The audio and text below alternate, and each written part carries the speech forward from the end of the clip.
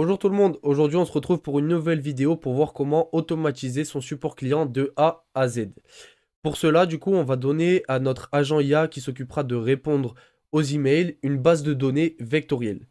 Avant de rentrer dans les détails, on a vu juste dans la précédente vidéo comment mettre une base de données à un agent IA, mais c'était une base de données très simple qui était simplement un Google Sheet avec une dizaine, quinzaine de questions-réponses. Mais je vous avais dit que si une base de données était beaucoup plus longue, beaucoup plus complète, ce système-là montrera très rapidement ses limites. Et c'est pour ça qu'aujourd'hui, on va voir comment faire du RAG avec une base de données vectorielle. Quand je me suis mis dans les agents IA il y a 5 mois, je comprenais rien au RAG et à la base de données vectorielle. À chaque fois, les youtubeurs étaient trop tech, beaucoup trop dans les détails et je comprenais rien à son fonctionnement concrètement. C'est pour ça que là, je vais essayer de vous l'expliquer de la façon la plus simple possible.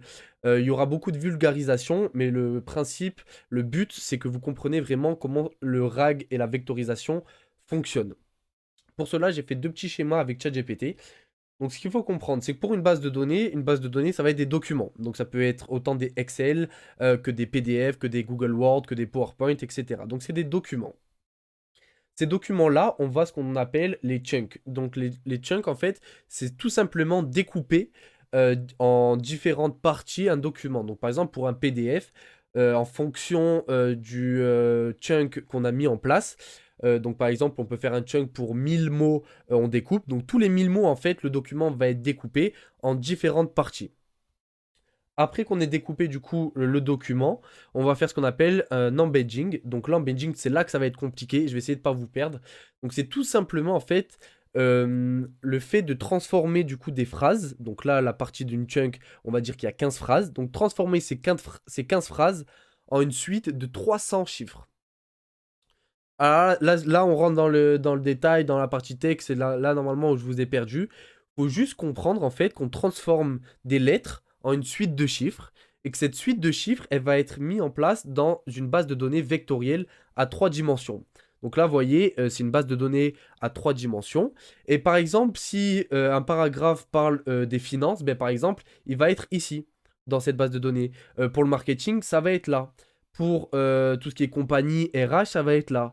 Pour vous donner des exemples un peu plus parlants, si par exemple le chunk parle uniquement de fruits, donc par exemple ça parle que de bananes, ben les bananes elles vont être ici, le passage autour des bananes va être ici, le passage autour des pommes va être là, mais par exemple le passage autour d'un club de foot, ben, ça va être beaucoup plus loin. Ok. Et en fait, tout simplement, dès qu'on pose une question, donc là, imaginons qu'on pose une question au service client. Cette question, on va aussi faire l'embedding. Donc on va transformer cette question en suite de chiffres. Et ensuite, cette suite de chiffres, on va l'envoyer dans la base de données. Et en fait, comment dire, tous les chunks qui sont à côté de la question dans la base de données, ça veut dire que ces parties de texte parlent de la question. Donc par exemple, si on pose une question sur les fruits et que tous les fruits sont ici, ben, la question sera vraiment très proche de ces passages-là. Et on va récupérer du coup les passages les plus près. Donc sachant que les passages les plus proches, c'est les passages qui ont le plus de chances de parler de ce que demande la question. Et du coup, on va récupérer tout le contexte. J'espère que je vous ai pas perdu. Là, vous allez comprendre un peu plus facilement quand on va rentrer dans le détail. Mais voilà, pour comprendre tout simplement la vectorisation, c'est le fait de passer des textes en chiffres. Ces chiffres sont mis dans une base de données à trois dimensions. Et quand on fait une requête, on regarde là où les chunks sont les plus similaires, où il y a le score de similarité le plus élevé, donc c'est le plus proche de la question dans la base de données à trois dimensions. On récupère ces passages-là, on les retransforme en texte, et du coup, l'agent IA, il a la question, les textes qui sont récupérés de la base de données, et il pourra répondre parfaitement à la question. Pourquoi on fait ça? Tout simplement parce que du coup, pour un cas d'entreprise, souvent, on a des bases de données de plus de dizaines, centaines, voire des milliers de documents.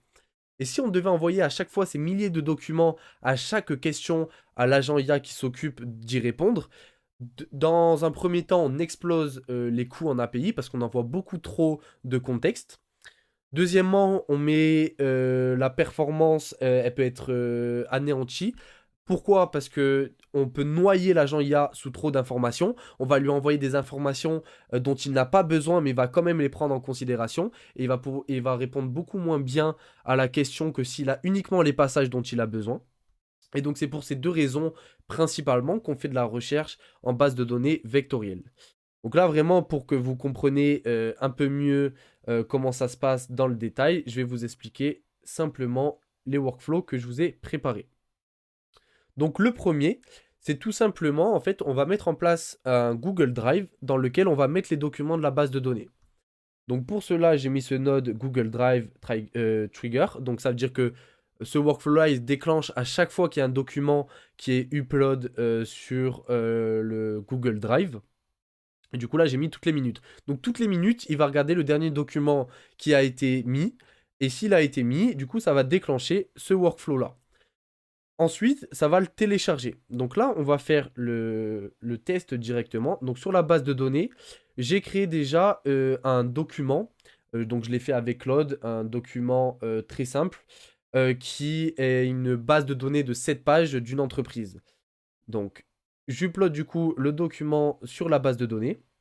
Et ce qu'on va faire tout simplement, donc vous voyez, si je rentre sur le PDF, c'est tout simplement une base de données très simple, informations sur l'entreprise, catalogue des produits, les conditions générales de vente, etc. Donc il y a 7 pages de documents. Mais vous voyez que c'est quand même beaucoup plus profond et beaucoup plus complet que le Google Sheet qu'on a fait juste dans la précédente vidéo. Donc si on déclenche du coup ce workflow, hop là, donc là ça va être OK et ça va du coup télécharger le document. Et maintenant qu'on a téléchargé le document, le but c'est de l'envoyer dans une base de données. Donc pour ça, on a différents sites qui proposent ça. On a Supabase, Quadrant ou Pinecone, donc c'est les trois principaux. J'utilise beaucoup Supabase, mais là pour le cas, on va utiliser Pinecone, c'est très bien. Donc vous vous rendez du coup directement sur Pinecone. Donc Pinecone, c'est gratuit. Vous avez un certain nombre de données limites avant de passer à un plan payant, mais c'est largement suffisant pour commencer si c'est pour votre usage personnel. Donc, dès que vous avez créé votre compte gratuitement, vous retrouvez ici et vous faites Create Index, tout simplement. Donc là, on va lui donner un nom, on va l'appeler Démo YouTube.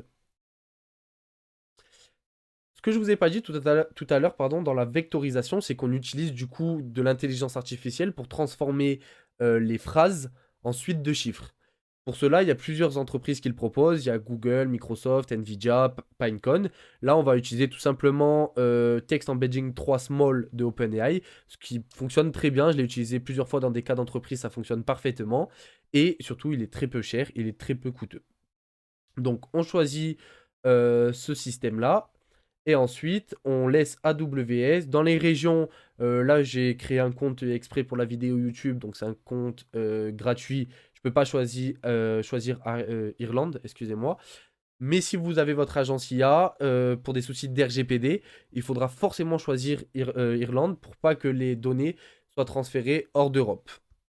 Là, étant donné que c'est une base de données fictive, je m'en fous complet que la base de données part aux États-Unis. Et donc là, tout simplement, vous faites Create Index. Maintenant que vous avez créé votre index, vous avez du coup toutes les données. Et du coup, à chaque fois, vos documents se mettront dans cette base de données Pinecone. Et là, vous voyez, dans Namespace, vous n'avez rien. On est tout bon. Là, vous allez dans API Case. Vous créez votre démo API. Donc là, je vais l'appeler démo YouTube RAG. Et on fait créer une clé. Donc là, je copie cette clé. Je retourne du coup sur mon workflow N8N. Et dans le node Pinecone Vector Store, je vais tout simplement dans Credential to Connect with, Create New Credential. Hop là, je colle la clé API que je viens de faire. Je sauvegarde et c'est bon. Donc là, c'est une connexion qui est très rapide, très facile à mettre en place. Donc là, tout simplement, votre N8N est bien connecté à votre base de données. Et du coup, il pourra récupérer ou implémenter cette base de données. Ensuite, dans Python Index, vous laissez... du coup, là, j'ai laissé démo YouTube. Donc c'est bien... Hop là, je retourne ici dans Database. Mon index s'appelle bien démo YouTube. Donc pour ça, on est OK. Et dans Options, dans Python Namespace, je mets FAQ. Et vous allez voir juste après pourquoi. Ensuite, du coup, ce node-là, il est connecté à une embedding, comme je vous ai dit tout à l'heure, de OpenAI, qui est Text Embedding 3 Small. Donc ça, c'est le cerveau qui permet de vectoriser du coup les chiffres, les lettres pardon, en chiffres. Et ensuite, du coup, on va chunker. Donc là, on va décider de la stratégie de chunk. Donc pour cela, dans type of data, vous laissez binary, parce que toutes les données qui sont mises dans le drive, vu que c'est des documents, c'est des données binaires. Et là, du coup, dans recursive character text splitter, donc là, c'est la stratégie de chunk qu'on va mettre en place. Là, je laisse 1000, donc ça veut dire que tous les 1000 tokens, on va découper le document. La stratégie de chunk, c'est très important parce elle va donner en fait le gage sur la qualité de votre RAG. Pourquoi? Parce que si vous découpez le document en plein milieu de la phrase et que l'agent IA récupère uniquement un chunk et qu'il n'a pas la fin de la partie de la phrase, il ne pourra pas bien y répondre. Donc pour ça, il y a plein de techniques. Là, pour le cas, je ne vais pas rentrer dans le détail, on va laisser 1000. Mais voilà, pour que vous ayez en tête que c'est très important les techniques de chunk qu'on met en place. Et du coup, si je lance sur Play, là, le document, du coup, on va le splitter. Vous voyez que c'est ça qu'il a fait en premier. Ensuite, on va faire les embeddings. Et normalement, tout est OK. Donc là, ça a sorti 16 items. Donc ça a chunk le document de cette page en 16 parties. Et du coup, si on retourne sur Pinecone, qu'on va sur l'index qu'on a créé, et qu'on va dans namespace, vous voyez que le FAQ, c'est bien créé. Donc là, c'est l'espace FAQ. Et vous avez 16 chunks qui sont bien mis dedans. Donc pour ça, on est OK. Là, ce qu'on va faire, c'est qu'on va faire un petit test. On va interroger la base de données pour voir si le système fonctionne bien. Donc pour cela, j'ai mis le one chat message received de N8N. Donc là, c'est juste, ça nous permet juste d'avoir un chatbot qu'on peut questionner. Et je l'ai connecté à un agent IA. L'agent IA en modèle, je lui ai mis GPT-4 mini, c'est largement suffisant et c'est peu coûteux. Et je lui ai mis du coup en outil la base de données. Donc je lui ai donné en outil la base de données. Et j'ai mis appelle cet outil pour accéder aux données de l'entreprise et répondre aux demandes clients. J'ai mis l'index qu'on a créé, démo YouTube, ainsi que le namespace FAQ. Et en limite, j'ai mis 3. Les limites, c'est également très important. Donc en fait, là, on va définir le nombre de chunks que l'agent IA va récupérer par question. Donc comme je vous ai dit, dès qu'on fait une question, la question, elle va être transformée en chiffres, on va la mettre dans la base de données et on va récupérer du coup les paragraphes qui sont le plus proches de cette question dans la base de données. Mais est-ce qu'on en récupère 1, 2, 3, 10, 15? Pourquoi on les récupérerait pas tous? Parce que du coup, il n'y aurait plus aucun intérêt d'avoir une base de données vectorielle et on explose les coûts. Mais si on n'en met qu'un, peut-être qu'en fonction de la technique de chunk qu'on a utilisée, on a des données qui sont dispersées dans différents chunks et que du coup, si on en récupère un seul à chaque fois, l'agent IA n'aura pas assez de contexte pour répondre efficacement à la question de l'utilisateur. Imaginons qu'on a des prix. Que les prix, vous avez au début du document des prix sur le logiciel, donc sur les différents logiciels, et à la fin du document, vous avez des prix sur des matériaux, donc du hardware. Si l'utilisateur demande quels sont vos prix de logiciels et de matériaux, et que l'agent IA, là vous avez mis que 1 en limite, il va récupérer soit le chunk qui concerne les logiciels, soit le chunk qui récupère les matériaux, mais il n'aura pas assez de contexte pour répondre du coup à la requête utilisateur avec les matériaux plus les logiciels. Je ne sais pas si ça a été clair, mais voilà, c'est pour vous expliquer que la limite c'est important, mais il ne faut pas non plus 3 en mettre pour pas exploser les coûts. Là, pour l'exemple, on va en laisser 3, c'est largement suffisant. Mais et ça aussi en tête que la limite, c'est aussi ce qui va définir la performance de votre recherche. Donc là, en texte d'embedding, j'ai pareil. Donc là, c'est ce qui va transformer la question ensuite de chiffres. J'ai mis un embedding 3 small. Et donc, on va poser une question. Donc, on va retourner sur la base de données. On va voir quelle question. Donc, par exemple, Tab Vision R, tablette performante et légère pour tous vos besoins. 400. On va dire, allez, on va demander le prix de cette tablette. Donc, je retourne sur mon N8N. Quel est le prix de Tab Vision R? Hop là, on interroge. Donc là, vous voyez, le workflow s'est déclenché. Il transforme la question en embedding, il récupère du coup les chunks correspondants, et il m'a bien dit, le prix de la tablette Tab Vision R est de 499,99 €. Et donc ça fonctionne parfaitement.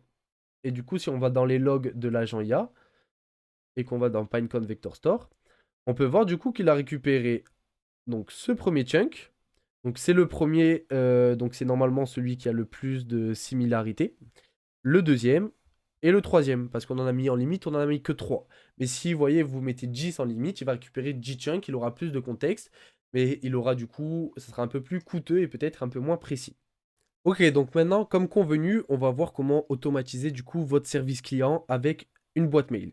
Donc pour cela, on a le Node Gmail Trigger, donc qui va déclencher à chaque fois qu'un nouvel email va être reçu dans votre boîte mail. Donc là, vous connectez votre compte Google avec Credential to Connect With. Donc là, moi, c'est ce que j'ai fait. Vous pouvez très bien connecter votre boîte mail générique. Donc là où vous recevez tous les emails, ou alors une boîte mail spécialisée pour le support client. On va voir juste après la petite différence entre les deux. Donc là, j'ai mis en mode every minute et event message received. Donc là, ça veut dire que ça va récupérer du coup le dernier email chaque minute qui a été reçu sur la boîte mail avec laquelle vous vous êtes connecté. Et après, du coup, ça va l'envoyer sur un texte classifieur. Avant de rentrer dans les détails, moi, ce que j'ai fait, c'est que j'ai préparé un brouillon. Bonjour, quel est le prix de la Vision Watch? Merci, que je vais envoyer sur la boîte mail. Et comme ça, on va voir si ça fonctionne bien, étape par étape. Ok, donc là, on va voir sur la boîte mail si je l'ai bien reçu. Prévision, bonjour, quel est le prix de la Vision Watch? Merci. Ok, donc normalement, c'est ok. Dès que je lance du coup ce node, là, comme je vous ai dit, c'est parce que c'est en inactif. Si c'est en actif, ça se fait bien évidemment de façon automatique. Sinon, il n'y a aucun intérêt de faire ça. Et ensuite, on va l'envoyer sur le texte classifieur. Donc c'est là la petite nuance. Si vous avez une boîte mail spécialisée pour le support client, que tous vos clients envoient des emails sur cet email uniquement pour le service client, vous n'avez pas besoin de ce node-là. Ce node-là, il permet en fait de savoir si le mail qu'on a reçu est une demande d'un client. Pourquoi? Parce que si vous avez une boîte mail générique, vous pouvez recevoir des mails de la facturation, de la RH, des mails internes, de tout type d'email qui ne concerne pas le service client. Et en fait, ce node-là, donc le texte classifieur, où je l'ai mis en Cerveau 3.5 Turbo, qui est pas cher et qui est largement opérationnel pour ce type d'utilisation, va nous permettre du coup de classifier l'email. Donc il y a deux catégories. Le premier, simplement demande client. Et là, je lui ai dit, donc je lui ai défini pourquoi mettre le mail dans cette branche-là. C'est si c'est un courriel qui concerne l'aide à un client, ils peuvent poser des questions sur le politique, nos produits, nos services. Et l'autre catégorie, c'est un courriel qui n'est pas lié au service client.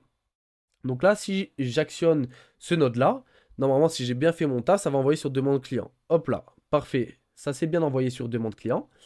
Le deuxième, c'est autre. J'ai mis no operation, do nothing. Donc, par exemple, si c'est un mail interne, mail de facturation, je lui dis de rien faire. Mais bien évidemment, vous pouvez mettre d'autres agents IA ou alors une notification Telegram comme on a fait dans la vidéo précédente. Mais sinon voilà, là j'ai laissé no operation, do nothing.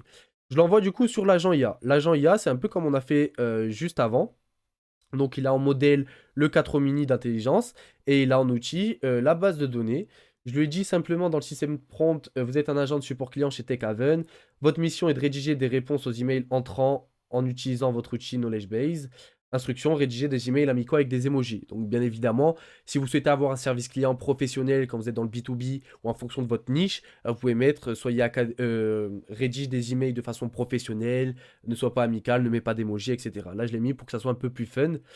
Déjà que ça l'est pas trop. Donc maintenant, dès que je lance l'agent IA, il va faire une recherche dans la base de données du prix. Du coup, il va récupérer les chunks cohérents. Là, en limite, je sais plus. Voilà, je lui ai mis 4. Donc, il récupère les 4 chunks les plus cohérents. Et là, du coup, en réponse, on va voir si ça a bien fonctionné. Bonjour, la Vision Watch est proposée au prix de 249,99 euros. On va voir si c'est ça. Vision Watch, parfait, 249,99 euros.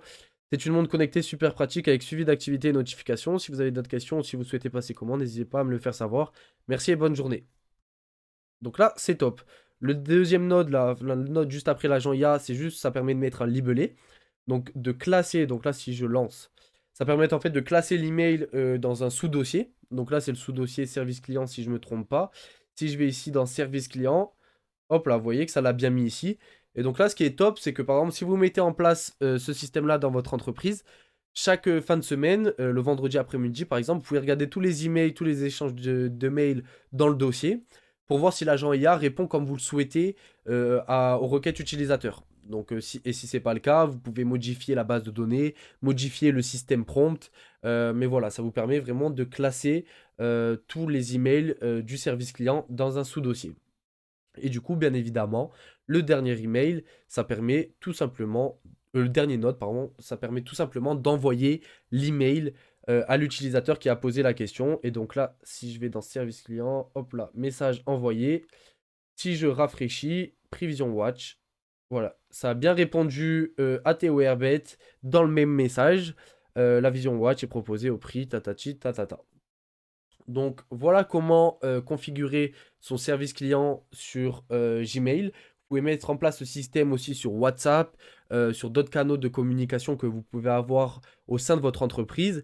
Si vous souhaitez aller plus dans le détail ou développer des intelligences artificielles et les mettre en place dans votre entreprise, n'hésitez pas à me contacter et prendre rendez-vous dans la description. C'est gratuit, je peux vous faire un audit d'une demi-heure des process internes de votre entreprise et voir si vous avez des solutions d'intelligence artificielle qui pourraient correspondre à vos besoins.